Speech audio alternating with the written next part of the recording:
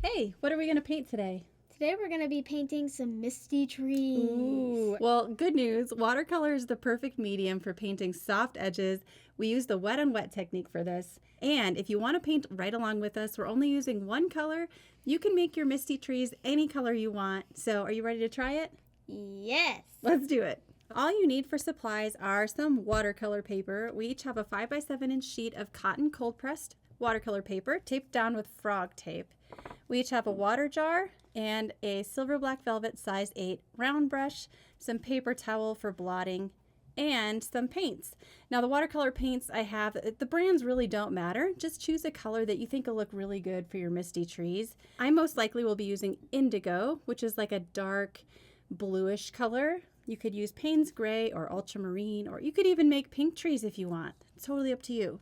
So we're drawing our inspiration from the Smoky Mountains, where the trees are often just engulfed in fog and mist, and they're so cool looking.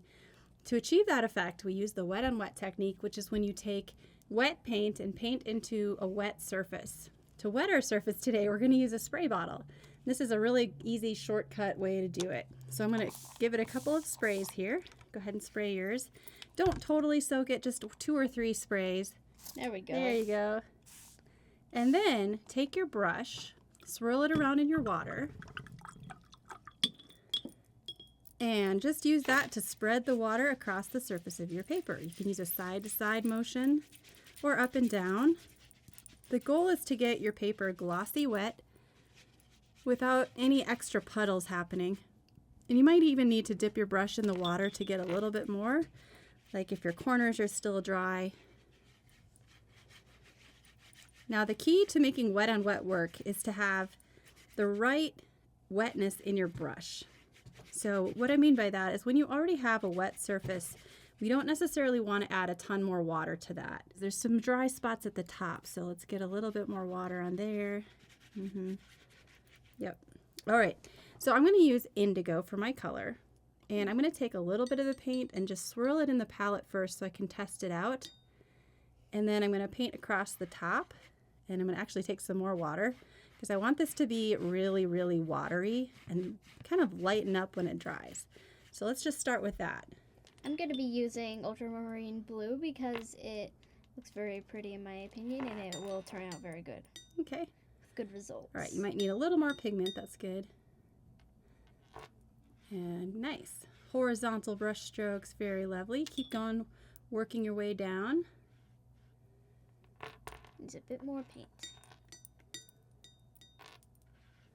Now there's kind of a puddle happening here. So yeah, what you're doing, spreading it out with your brush is really good.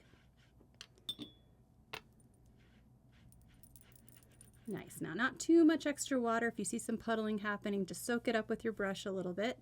Now before this dries, we want to work fast. So what I'm going to do is actually wet it one more time really, really quick.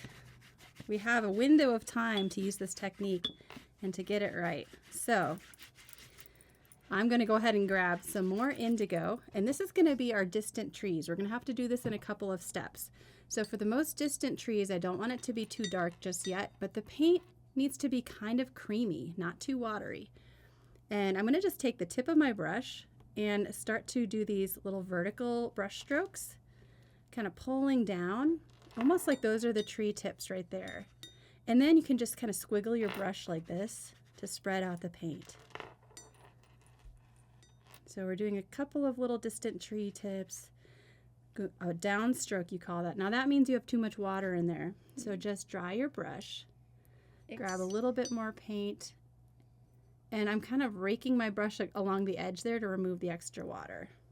Okay, try it again. A little better, yeah.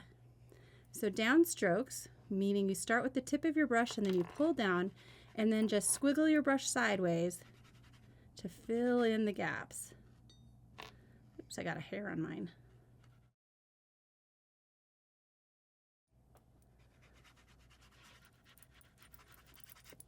Yeah.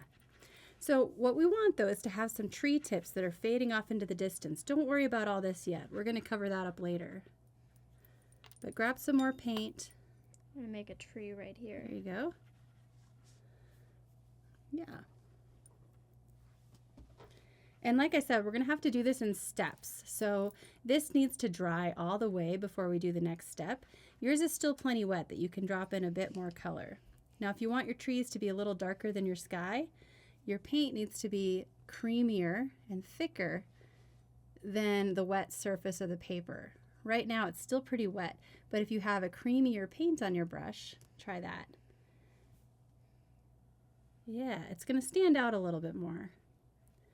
And then try the motion where you do your downstroke and then you do this side to side shape like this, Ansley. Okay. But keep the top of the tree pointed. So don't do the squiggly at the top because you want it to look kind of pointed.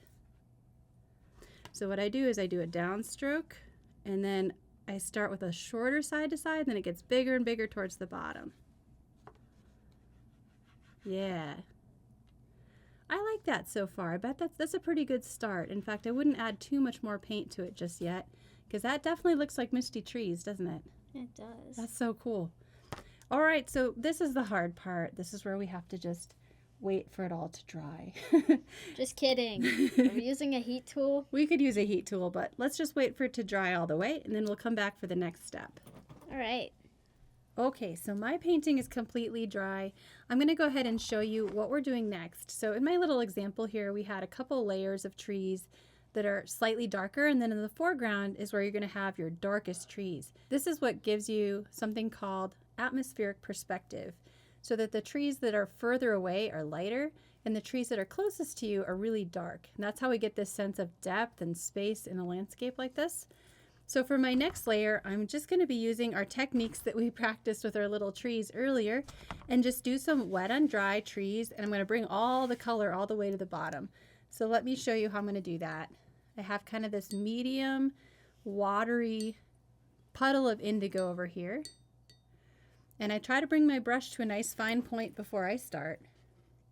And I'm going to do a downstroke and then do that side to side motion, creating a tree shape, and then I'm going to dip in the water so I have lots of paint here and I can just quickly fill all this in.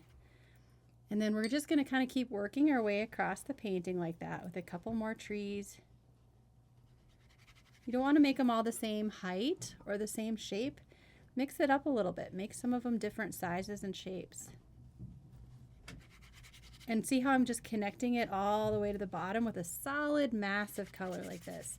You could even start with the bottom, just filling it in with paint, and then bring some of your trees into that paint down there. But you can see why it's kind of essential for your surface to be totally dry before you do this. This is dry. Is yours dry? It's nearly dry. All right. It'll be So there it is. There's the next layer. Are you ready to try it? Yeah. Cool. Let's go for it. Nice glossy paint. You want it to be even more milky, so a big puddle. You're going to need lots of paint to cover this whole area. Okay. So more water there. Mix it in. Big puddle, more water even. Try not to squish your bristles down because we want to keep a nice fine point. Okay. Scrape it along the side of the palette so you can get that nice fine point like that. All right, you ready to try it? So downstroke, and then squiggly lines, getting wider and wider towards the bottom, and then fill it all in with paint at the bottom. It's more paint. And more water too, probably. More paint, more water. Okay, let's make another tree. Gotta work fast. Good, I like how you connected it to that one. All right, now keep moving before it dries out. And remember to keep it kind of like this little S curve where your tip of your brush is just dancing along the surface. You don't want to smash your brush down too much. You're going to get really fat lines instead of skinny ones. A lot of that is just brush control. So skinny line, holding it up nice and high. All right, why don't you give that one more of a tip at the top? It looks like a really fat eagle sat on the top and squished it down. That's good. All right, we'll stop there and let that dry. So again, we have to be patient and just wait for it to dry before we can do the next layer. All right, we're back. It's all completely dry. So we're ready for the last layer. As I showed you in my other example, we want to finish with some really dark trees in the foreground. So to do that, we need to mix up thicker, creamier, darker paint.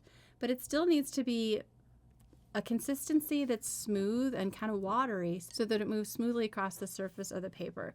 So what I'm doing is dipping my brush in the water and transferring that to my palette over here, and then continually grabbing more pigment so that it's a really dark puddle, okay? But it has to be watery enough too.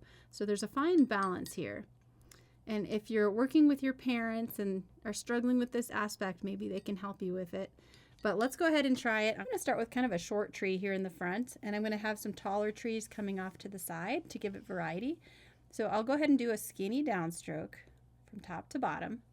And then I'm going to do this curved Z shape coming down, back and forth, right, left, right, left, right, left. And I'm working really quickly because I want it to all connect to the next tree.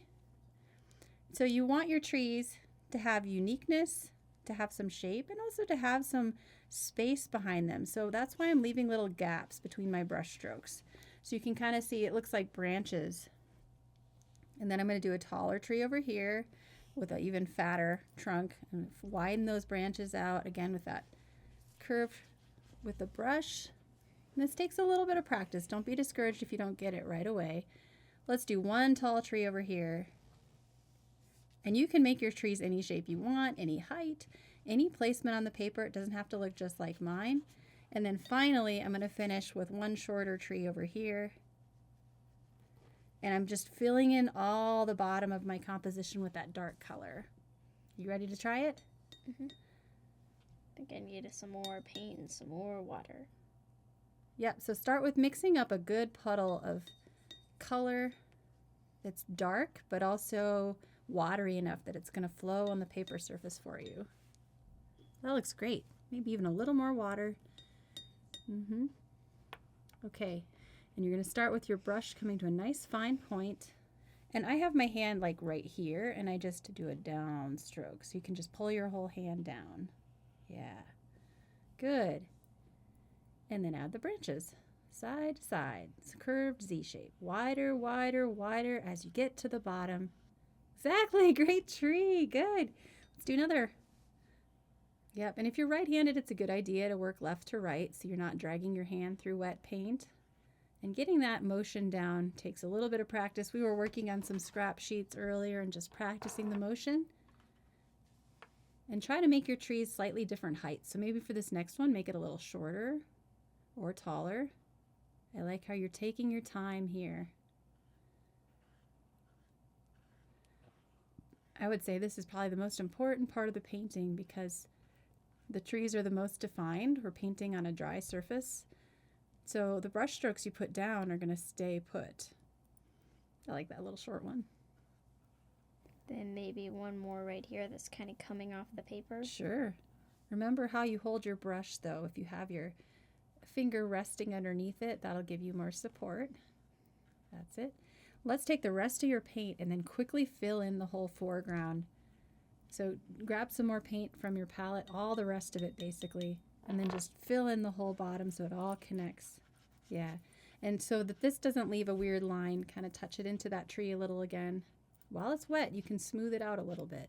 If there's any puddling, just kind of pull it over to the edges without pressing hard. If you press hard, you're going to lift the paint up.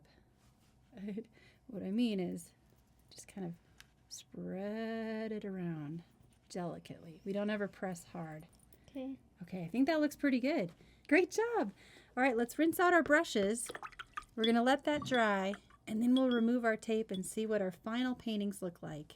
Awesome job. High five. Let's remove our tape. Right. This is the satisfying part. So satisfying. Go slow. The only reason that you paint is to pull off the tape. Oh. Also to make a pretty picture, hopefully.